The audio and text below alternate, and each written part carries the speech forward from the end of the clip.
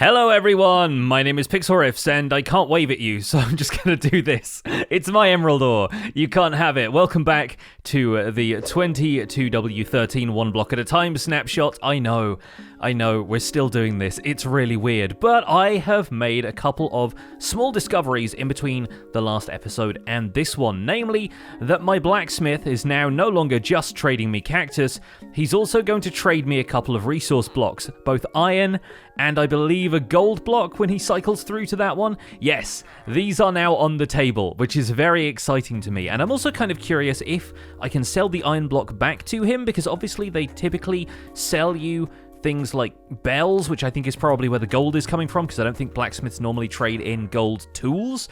But I think if we buy the iron block, we might be able to trade it back to him. And if we trade back and forth, like for example, if I trade a pumpkin to a farmer, the farmer trades me an emerald ore block for that. I trade the ore block back to them for a pumpkin. You can basically cycle through the trades really fast, and what that gets you is a completely upgraded farmer in a very short space of time. Like for example, I'll give an emerald ore block to this guy is going to trade me a hay bale, the hay bale is going to be traded back to him for an emerald block, and so on, right? So potentially we have the option to do that with our blacksmith here, and if he's going to trade me an iron block, we'll have to wait for him to get rid of the cactus before he does that, but if he trades me an iron block for an emerald, maybe we can sell the iron block back to him, or at least he's done 2 trades and he's now up to the next tier of trades, so potentially we'll be getting something else from him in the next tier that's going to be useful for us, and we'll try and trade a few more emerald blocks to him.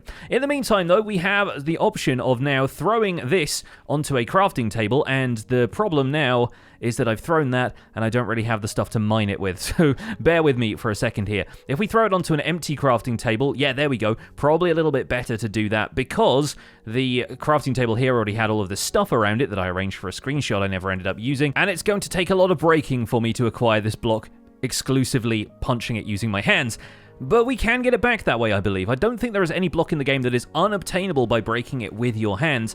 It just takes a while. And interestingly, we've known this from the original stream that we did, but some of the blocks that take a while in terms of their time to break are actually going to deal more damage when we throw them at mobs. So let's go and give this a try. It's not just damage either, I believe it's knockback as well. If I throw this iron block at the pig, yep, it takes a lot of damage and it's down for the count, and the pork chop frisbee goes flying. Naturally, this isn't a super effective attack strategy, because then we have to spend a little while breaking the iron block again so that we can obtain it to attack something else. But I'm wondering if maybe we can throw that on there, and there we go, we get an iron ingot. 1 iron ingot, you will note, because of course if we end up with a few more iron ingots we can make more iron blocks, but then the crafting ratio is always 1 block to 1 block. And so one of the things I want to do is trade a bit more iron and gold with that blacksmith and potentially see if he has any more valuable trades hidden in the depths of his career, and then once we've done that we should be able to determine what our tools are going to be and try out which ones are best for breaking certain blocks,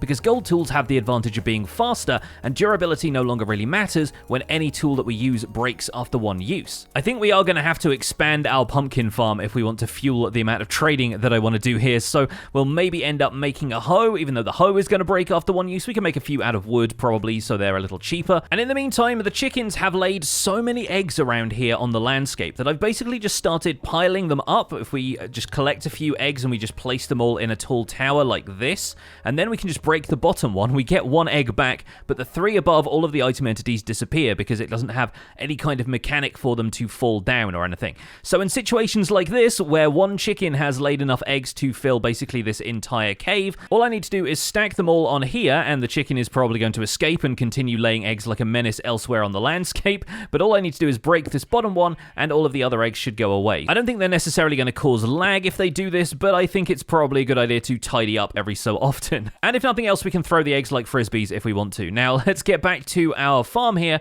So another pumpkin has grown, and we'll see if that blacksmith is going to trade us anything else. Alright, he's offering an iron block. Let's see if he's got anything better at this point. I mainly have to avoid trading the cactus with him. He'll trade us a diamond block. Oh yes! I had a feeling this was going to happen. It seems like all of the villagers' usual material trades, like the tool tiers and stuff like that, have been replaced with full block equivalents. So effectively, we're trading an emerald for something that has the value of a diamond, and since diamonds now break down 1 block block into 1 diamond. It's effectively like the diamond trade, where you would trade 1 diamond to a villager in exchange for 1 emerald, except it kind of works both ways now. So that is how we're going to acquire the iron, the gold, and the diamonds in this series. It's all from trading pumpkins to farmers, and then trading the emerald ore that we get back to that blacksmith.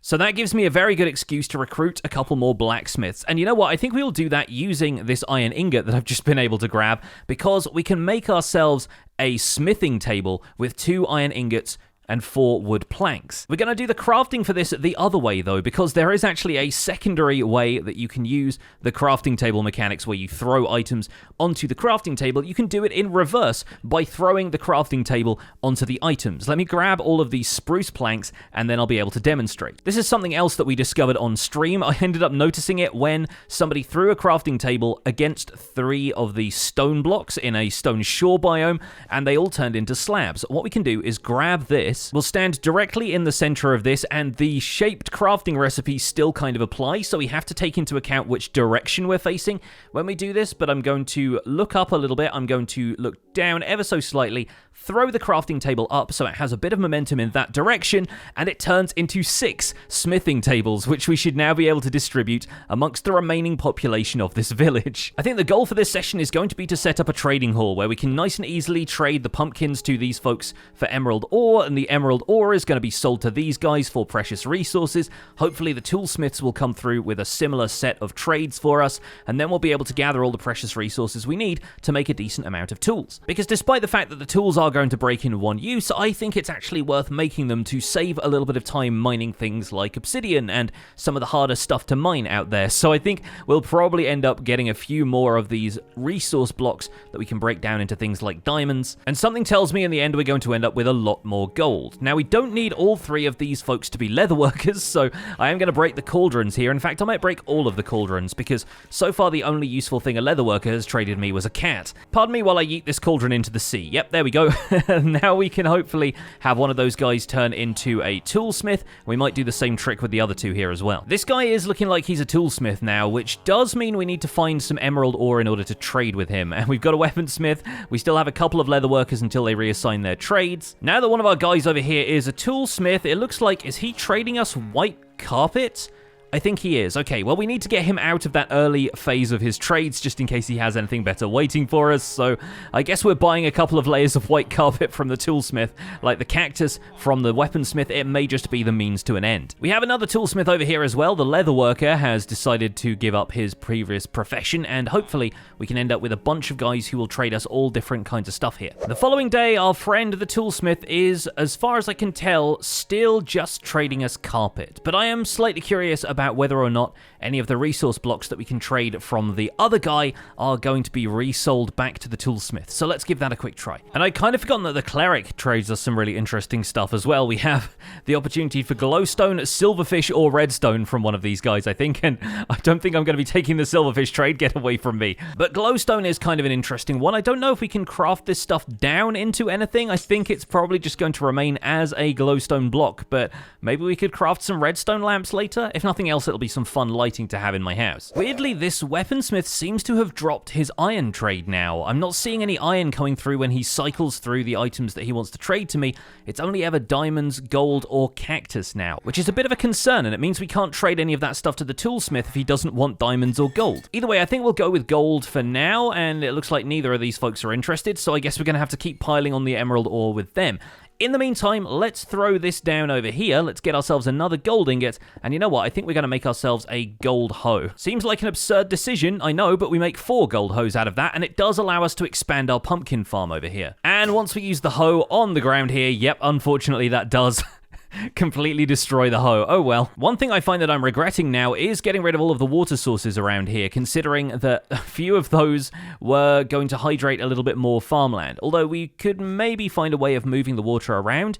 From what I understand, buckets don't work quite how you expect them to, so we may need to go out in search of ice if we want to expand our water sources here. Still, the pumpkin farm can at least grow a little bit, 1 block at a time, of course. What else? And in the meantime, I'm going to keep trying to level up my toolsmiths, hoping that they'll be able to trade me some other resource blocks.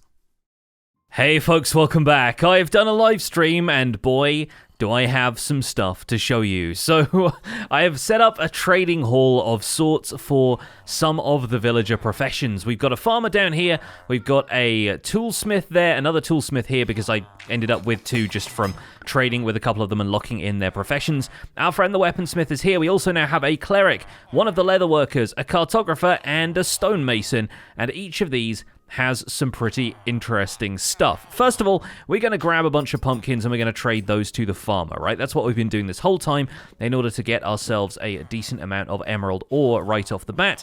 We're going to grab 2 of those by swapping that into our offhand. And of course, the toolsmith is now trading us the variety of stuff that the other weaponsmith does. We're getting the white carpet that they both traded me from the beginning, but also it starts to cycle through things like diamond blocks and iron and the stuff that our weaponsmith here was trading me. And it turns out that they do bring up the iron block trade occasionally. It just seems like for some reason they take a while to cycle through some of these. So I've been getting hold of a bunch of the resource blocks, the diamonds, the iron, and so forth, and I've been laying them all out over here, because right over here, I've decided that we're probably going to set up some kind of, like, inventory system which is going to rely on us laying everything out sort of manually in piles like this. And we have a couple of other things that we can do with that I'll talk about in a second or two. But to start with, I wanted to see what some of the other villager trades were going to be. And the... aside from the fact that the cleric offers you a silverfish, he's also got some pretty interesting stuff, like snow golems, for example, which are not the mob I expected him to trade. He's also going to offer us a full block of emerald, which I've checked isn't particularly valuable for any of the others, but then he starts to offer you iron golems, and it's like the cleric has this weird, like, doll collection that he wants to trade to you, but of course he has a few other things besides that as well. We've been getting glowstone, we can get redstone blocks from him, he trades gold blocks the same way some of the blacksmith professions do.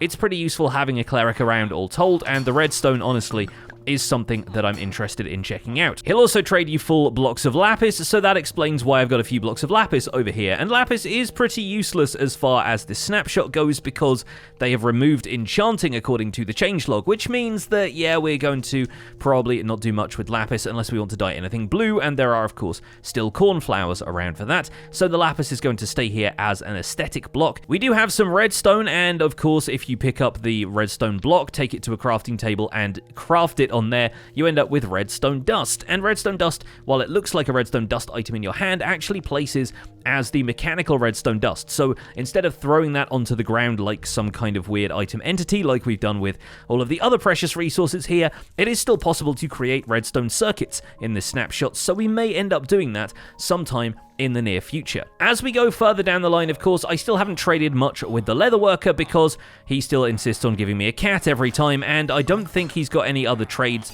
that would really be worthwhile, because what I'm getting from each of these trades is that the villagers are either going to sell you a block or they're going to sell you a mob. And for the most part, I've been trading a bunch of blocks from these. A couple of them have weird and interesting mobs, but I'm not sure what the leatherworker is going to have in terms of blocks that are going to actually be valuable to us. And as far as items go, they just don't have items to trade. Now, the cartographer has an interesting one because he's got a parrot, and I can buy a parrot off of him. It doesn't work the same way chickens do. I'm spamming the spacebar right now, nothing involving the parrot flying. I can't float down with the parrot, and it doesn't seem like the parrot really has a great deal to do in this snapshot. So we're going to throw the parrot over there. I do have another parrot floating around. They're just going to become the inhabitants of this village, and we're going to go back to trading what everyone else has to trade. As far as the cartographer goes, I haven't unlocked any more trades from him because it involves just trading animals over and over again, so I'm going to ignore him for now. And finally, we get to the stonemason, who instead of trading us brick items, is trading us the brick blocks. So I've actually bought a few of these, and I've decided that I'm going to store them over here somewhere near the house. In fact, I might end up using them in the interior or maybe even the exterior sections of the house itself. As you can see from all of the stuff we've got laying around here, I did a few other experiments here and there. I decided that I was going to try and craft some campfires to see if they did anything in particular in this snapshot. If, for example, it was possible to place down something next to a campfire and have it smelt the way it does next to fire. Unfortunately, that was not the case. In fact, if I grab some food from around here, if we have any of the like pork chops and stuff. Eggs probably won't work. I don't think we can really barbecue eggs, but if we have the pork chop that got thrown out here by when we attacked the pig earlier in the video, well, there's our other pork chop over here. All right, I'll grab that one as well. We can throw those in the offhand, and as you can see from the recipe toast there, it is going to suggest that we put these on a campfire or smelt them in a furnace. However, when we put them on the campfire for a little while, obviously it does its usual thing, and those do display as item entities. The particles of smoke go off them like they are cooking, and eventually, unfortunately, they do just disappear. The items don't pop off the campfire in the same way that they normally would. They don't even pop off as full items in the same way that the, grass around here has left itself, or the way that we had to pick up the pork chops. No, they just end up disappearing, which is sad but true. I believe if you want to cook them, the best way to do that is actually around an open fire like this one. Now, this fire, which I can actually pick up if I right-click on that, once again, I'm still holding the fire, is on a magma block. And magma blocks, amazingly, are one of those other blocks that you don't really think of as perpetually burning in the same way that netherrack does. My stream chat had to help me out with this one as well, because I brought a block of netherrack over thinking, oh, smart guy, he's going to be able to have an ever-burning fire on a piece of netherrack. I put the netherrack in the ground, I lit the fire over the top of it, and seconds later, I had one nether brick. Because, of course, netherrack smelts into nether brick, and that includes vertically. If the fire is on top of it, it will turn into a nether brick. So we're probably going to make ourselves a few nether brick blocks that way, but frankly, I think it was a bit of a lost cause, and we brought a magma block back, which happened to do the same thing and doesn't have any smelting recipes associated with it. So, of course, we ended up with an ever-burning fire. But it is, however, an ever-burning fire which seems to kind of run out of juice. It's a weird thing, but if we end up grabbing another emerald ore from the farmer here, I'll show you what I mean. If I throw down an emerald ore by this, it's supposed to work the same way furnace smelting works in regular Minecraft, where if we throw it down there, eventually this block turns into an emerald. And you'll notice it's not doing that, because as far as I can tell, you every so often need to extinguish the fire and relight it. So if we grab the gravel from over here, oh, I'm still holding the fire, I'll just throw that over there somewhere. If we grab the gravel, we throw that on the ground, we throw it near something that's going to burn, like the grass over here. If we pick up this fire, take it over to the magma blocks and throw it down there, this will turn into an emerald pretty quickly. In fact, it's going to do that right now. There it is. Okay, good. It did that on cue, even though I didn't actually expect it to. There we go.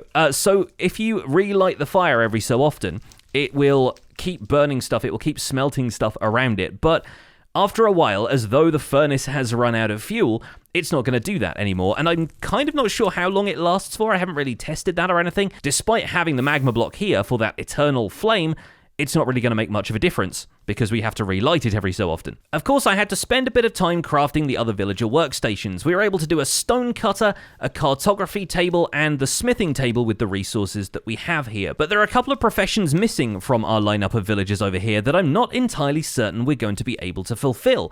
And the reason for that is because it's difficult to get hold of a furnace. I don't know if there are any furnaces in any of these village houses. I think they're a little bit more common in the spruce villages and in the snow plains villages. So we might have to go looking for those, because the furnace, I think, is going to be something like the crafting table, which is relatively difficult to get hold of. For a start, we need to make it out of cobblestone, and as we've seen, it's not really possible to dig up cobblestone in the usual way. We could get it from some of the village houses around here, but then how do we craft a furnace using a crafting table? Of course, normally you put it in a 3x3, and it's the blocks around the edge of the crafting table with a hole in the center. Now, in order to transform anything using this crafting table, you have to either throw it up in the air and have it land on the thing you're trying to craft, or you have to craft the thing over the top of it with the last block being thrown onto the crafting table. The central space of the furnace crafting recipe is empty, and so I don't see any way we're going to be able to get hold of a furnace by crafting it, because there's nothing to go in that spot. There's nothing to trigger the crafting action. So in order to make a smoker or a blast furnace for our villagers over here to use, we're probably going to have to track down places that a furnace has generated elsewhere in the world. And luckily there are a few places like that. You can get them in villages, you can probably get them, I believe, in igloos as well. There might be a couple of spots that we can grab a pre-made furnace from, and that way we'll be able to fill in our other professions. Not that I think a butcher or another blacksmith profession is really going to add much right now, because these folks are already trading me all of the valuable stuff. Another thing I have discovered about this whole setup is that it's not possible to create the thrown up in the air crafting recipes for some of these. If you have a bunch of these flat item entities like this, if you consider that these are effectively the ones that are like retextured carpet, basically, since these don't have any collision, since effectively like I am just walking flat on the ground, my Y coordinate doesn't change like I'm walking on anything, there is no collision for them, so if the crafting table comes down on it, it doesn't stop a block above them. And so it's not really possible to craft, say, blocks of emerald, like the ones we've got around here, using the crafting table method where you throw it up in the air. Instead, we do have to put the crafting table in this spot. We need to throw an emerald up in the air and have it land on the crafting table in the middle, and that way it should craft a bunch of emerald blocks. Now, naturally, this seems like a very exciting proposition. Sure, you're going to be able to turn all of these emerald blocks back into 9 emeralds. Nope. Remember what I told you earlier about how 1 redstone block equals 1 redstone dust? The same goes, of course, for the emeralds, and we can't really do anything about that. If I grab another crafting table and throw this one directly up into the air over an emerald block, it'll come back down, and right now it doesn't do anything, actually, because you've got to be facing the right way for this to work. I think if I've moved any other blocks from around here, like if I move the grass and whatnot from around here, and it thinks this emerald block is in the top left-hand corner, yes, there we go, okay. That's what transforms it back into an emerald when it's in this solid, like, area of blocks like this, so I don't have to spend all of the time mining the emerald block, which is pretty tough to mine with just your bare hands. So at this point, I more or less understand how we're working with some of this stuff. I'm starting to understand the rules of how we've got to interact with the world around us, but I stumbled upon something, thanks to, once again, a little bit of help from Twitch chat suggesting some stuff, that is actually going to completely break the way this game works. At least the way that this whole system works with not having any dropped item entities, not having any of the smaller items that you can pick up. And it all comes down to the lack of storage space in the world, right? It comes down to not really being able to do much with any of these items and blocks except put them down and then have to pick them up again, either by mining them with your hands or making tools that break in one hit. It's not the best system. What if I told you that we had found a way around that? And it's something that works within the rules of this system. It's not an oversight. It's not something that they've forgotten. Like, I know a few people said that if you look in the inventory of an animal like a tamed llama or a horse or something like that with inventory, it kind of breaks the system and allows you to store stuff in there. I have come up with a system, thanks to a little bit of prompting from my Twitch chat here and there, a couple of people asking the right questions. I've come up with a system that actually allows us to store blocks in a manner that we can pick them up and grab them and put them in our hands without having to mine them at all. And it actually started when we were trying to put together all of the villager workstations, because of course the fletching table was required to hire a fletcher, and that meant we needed to get some flint. Now naturally in this snapshot there isn't really an easy way to get hold of flint, because every time you pick up gravel, you receive gravel. If you throw gravel up in the air, it comes back down as gravel, and sometimes it even sets fire to blocks around it, because that's how you end up starting fires.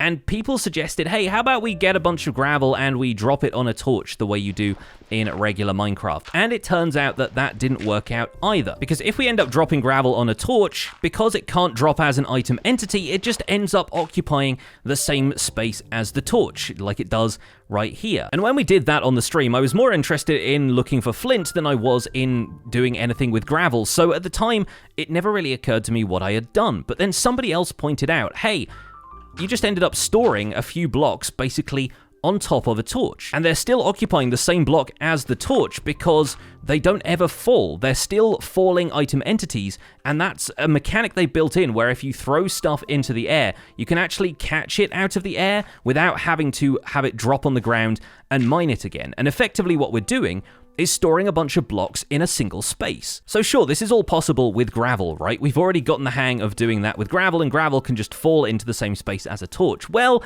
it turns out so can every other block, because they've added the throwing mechanic into the game too. You see where this diamond block is over here? You notice there's a few particles coming out of it? That diamond block has been sat on a torch the entire time I've been talking. And I've been talking for about 25 minutes, according to my recording clock. I hope I've edited some of that down, but that is stable. It's not despawning after 5 minutes the way a normal item entity would, and I can left-click on it, grab the gold block that was stored inside it the whole time, and also grab the diamond block, and those were both resting on a torch. What I'd done is stand slightly offset from this so that they didn't land on the blocks over here, and throw these up into the air so that they end up landing on that torch, and they end up occupying the same block space because I've thrown them exactly the same way. Now I'm going to just throw these down on the ground for a second because I want to be able to do this with some red wool here as well to show you exactly the same thing happens with any block we try it with. We'll just throw a couple of blocks of wool up into the air. They both land here and they're both effectively stored in that space. Now, part of the reason I wanted to use the red wool is that we can also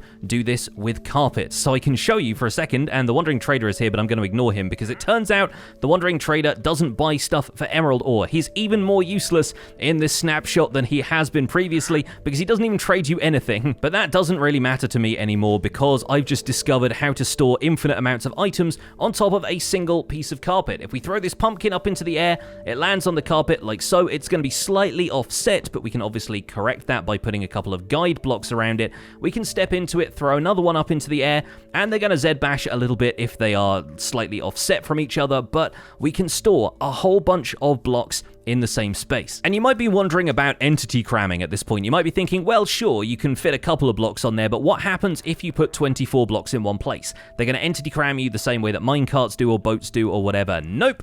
I put every single grass block and brick block you see here. I laid them all out afterwards to count them all. I think there are about 31 blocks here. I put them all on top of this torch and nothing happened. So we actually have ways we can set up a whole system where we can store blocks on top of torches, on top of carpet, I think probably on top of things like flowers as well, as long as the block doesn't override the space where the flower was. Like if I throw this grass block up in the air and it lands in the same block space as this poppy, the grass block is going to be there and so is the poppy. And of course, if we take the poppy away, the grass block just snaps itself to the grid underneath. So while our inventory here has to remain static, this solves one of our major storage problems of having to throw items on the ground and then pick them back up again, mining them every time. If we don't have to mine with our fists anymore, if we can just swipe them out of a storage silo. And so I think one of the things we're going to do is set up a series of storage silos to store some of the stuff that we're using on the regular. I've grabbed a couple of blocks here that we can use as an example around the outside of this red carpet here. And let's grab something distinctive, I guess. Let's grab,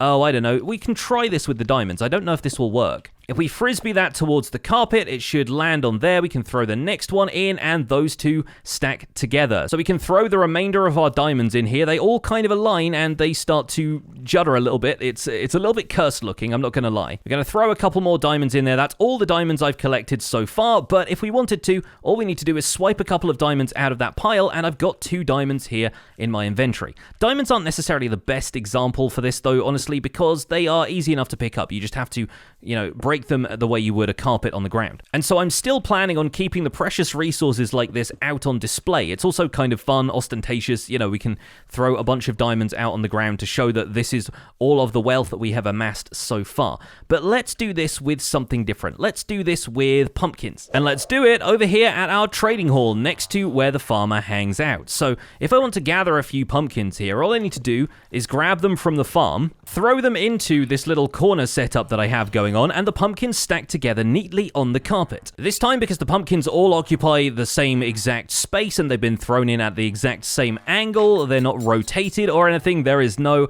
uncomfortable Z-bashing, it looks like one pumpkin. But it's a pumpkin we don't even have to sit there and mine. We can just swipe a couple out of the pile, trade them with our farmer, return the emeralds to a separate pile, or trade them directly to any of the waiting villagers. Now, one of the coolest parts of this, I think, is that these villagers were offering us carpets. So unbeknownst to them, they had been offering us perhaps one of the more valuable things they could the entire time. But while that was a thunderstorm, so I've got to keep an eye out for my villagers and make sure that there's no zombies coming for them, because I really don't feel like curing any of these guys.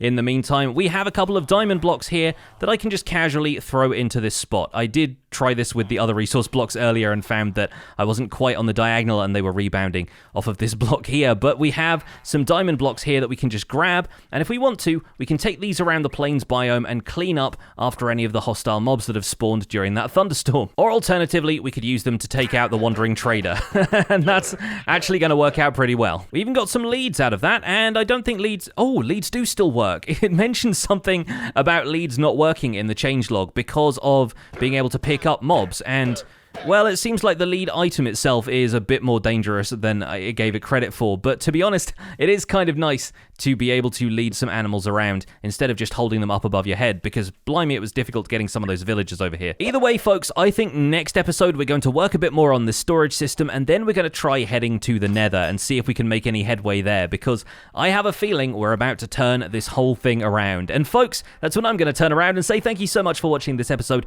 of Minecraft One Block at a Time. I hope you've enjoyed this one, and believe me, there is some more wacky technical stuff that I'm sure we will get to pretty soon. But that's where we're going to leave it for today. Don't forget to leave a like on this episode for me if you enjoyed it. Subscribe if you want to see more, and I'll see you folks soon. Take care. Bye for now.